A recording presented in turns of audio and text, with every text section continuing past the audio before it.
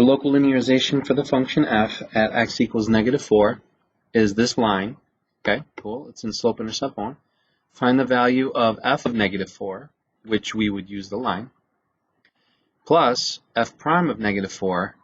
And f prime, well, that would be the slope here. So this is actually pretty simple. F of -4, we don't know what f is, but we know the local linearization is this. So that means that this is a good enough approximation for us.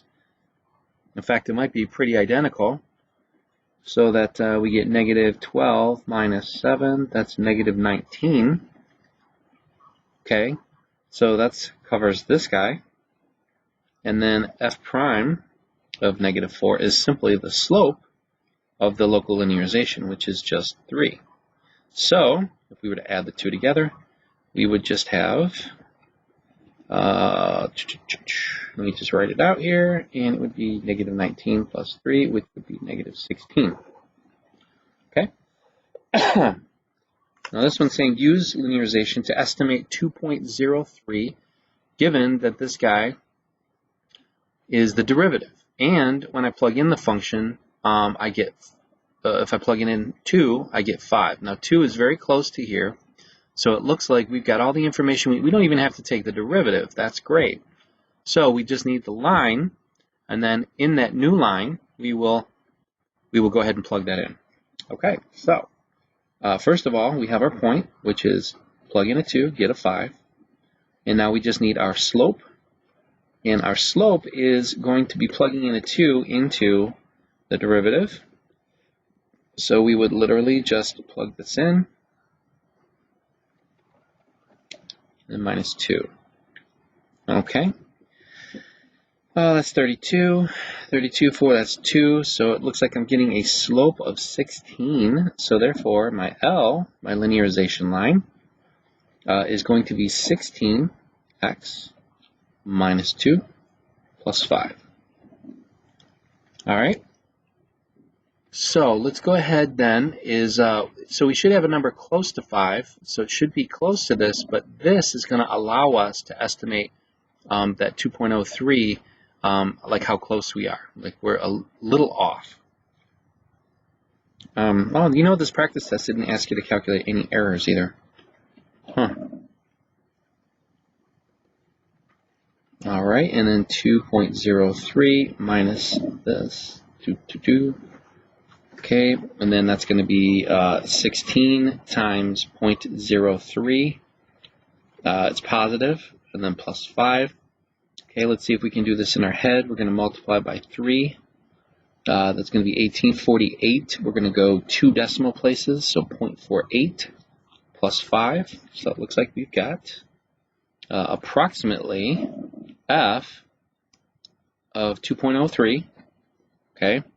And notice though that when I plug in the 2.03 to the line, it is going to be exactly 5.48. But if what we're doing though is we're saying in the original function, it's an estimate that this guy would be 5.48.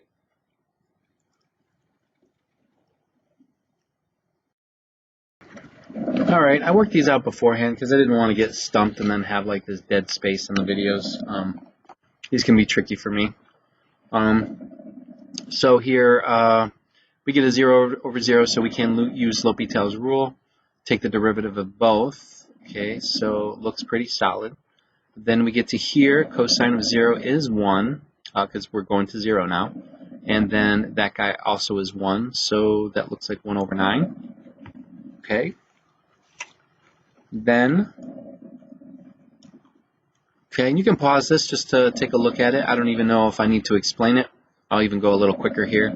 Take the derivative, well, plug in a 0 over 0. You got to make sure that this is actually of the form 0 over 0. That's actually very important to use L'Hopital's rule. That condition has to be fulfilled. Then we can go ahead and take the derivative. The derivative of cosine is a negative sign, so that negative sign becomes positive. And he transfers to cosine. Plug in the 0 now, and you'll get 1 over 5. 18. All right, now this is when they're the same degree. It's 5 over -3. Now that you can actually, that's totally, I mean, that's great if you can remember that when they are the same degree, you look at the coefficients. However, this is kind of evidence of it that if we did use L'Hopital's rule, you would get an infinity over infinity. So you would take the derivative. If I take the derivative of this, I get two lines, and then those also shoot off to infinity as well. So I do it again, and I will get a 10 over negative 6, and that equals negative 5 over 3. So either way, you can't lose. In fact, you could. This is a proof by L'Hopital's rule that this guy does equal that, even though this is the shortcut. All right, this guy here, gotta love polynomials. All right, so you're going to 2. I plugged in a 2 here, and I got 0. This guy here, I used synthetic division real quick, and I did get a 0. So it's 0 over 0. And so I took the derivative, and it looked like as soon as I took the derivative, this guy was good. That was actually 5. So I knew that if I get a 0 up here, my answer is 0. Okay, I can't keep going with L'Hopital's rule here. So whatever that number is, it is what it is, because this guy's 5, no matter what.